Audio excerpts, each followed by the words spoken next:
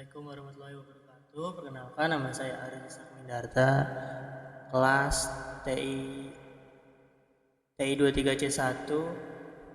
Saya akan mungkin menjelaskan sedikit tentang transparansi korelasinya dengan leadership. Ini tugas leadership, by the way. Sini saya akan sedikit membuat studi kasus juga ya, seperti yang ada di video, seperti yang sudah sesuai format tugas. NIM-nya 3123100067. Ya, lanjut. Kenapa harus transparan?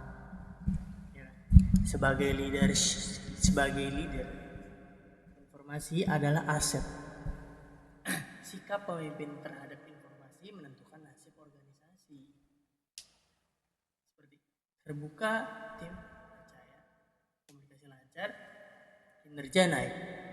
Jika tertutup, memicu rumor, konflik internal, organisasi hilang arah. Seperti yang sudah ada di PowerPoint saya ya. Jika memang kamu adalah pemimpin, kamu harus bisa bersikap tegas untuk memberitahu dan siap menerima hal-hal yang tidak diinginkan. Oke, lanjut untuk studi kasusnya. Mengapa krisis keuangan? Menghadapi krisis keuangan, yaitu kondisinya perusahaan rugi besar nih akibat krisis. Kita contoh satunya yaitu pemimpin A, kita sebut saja. Jika ini tertutup ya, menutupi kerugian karyawan cemas, motivasi kerja hancur. Seperti apa? Seperti banyaknya yang sudah terjadi di dunia ini, yaitu adalah banyak lah perusahaan-perusahaan tutup. Yang akhirnya perusahaan-perusahaan yang menutupi kerugiannya, dan banyaknya rumor jelek yang akhirnya karyawan-karyawan tersebut hilang arah. Jadi karyawan-karyawannya seakan-akan sudah tidak ada harapan. Jadi aku kerja seenaknya aja deh,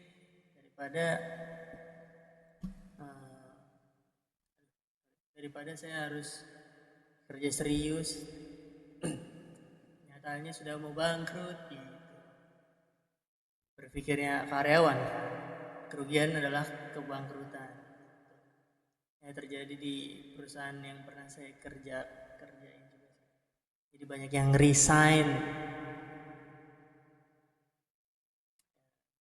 Yang kedua nih, itu terbuka. Ini contoh yang baik.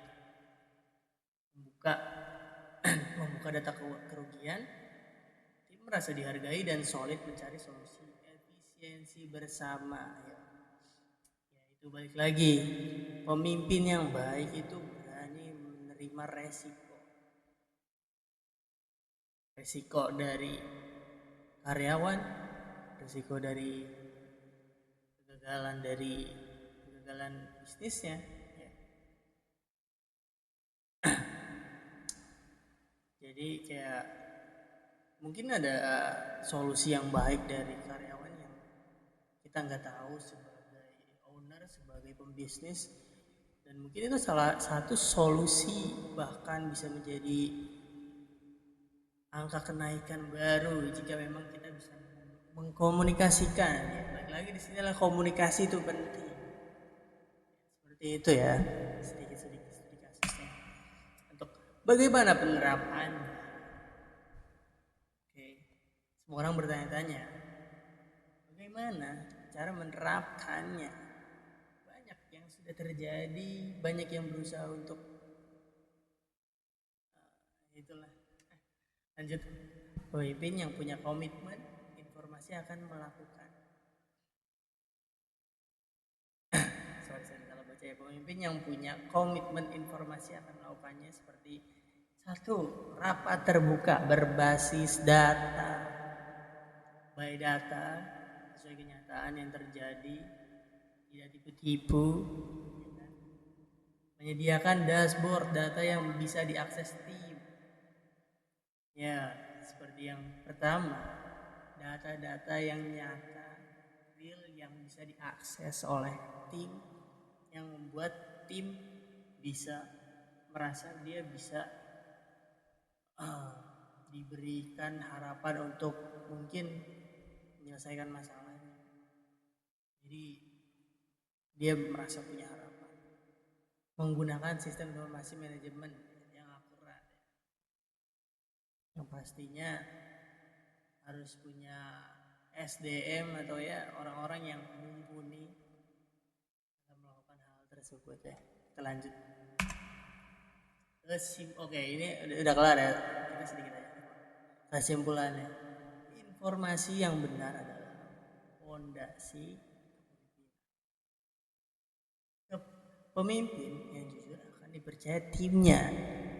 Dari kepercayaan itu, makanya banyak itu organisasi atau perusahaan atau apapun itu bisa berkembang karena adanya kepercayaan.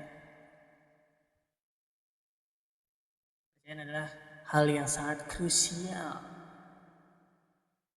Memang sopan, jujur, adab-adab yang lain itu memang penting. Tapi kalau udah gak ada kepercayaan, gitu bro. Jadi kepercayaan adalah yang paling penting. Kita harus punya kepercayaan dari orang lain jika kamu pengen dihargai, jika kamu ingin dibantu. Oke, mungkin sekian studi kasus dari saya, 7 menit. Ya, sorry ya, cuma tugas kuliah, jadi kalau nggak ada ilmunya emang. Jadi terima kasih Pak Guru, Pak dosen. Oke, ini referensi saya ya Pak. 2013, 2022, 2012, 2023, 2022, 2023 ini dari ya seperti ini namanya. Terima kasih.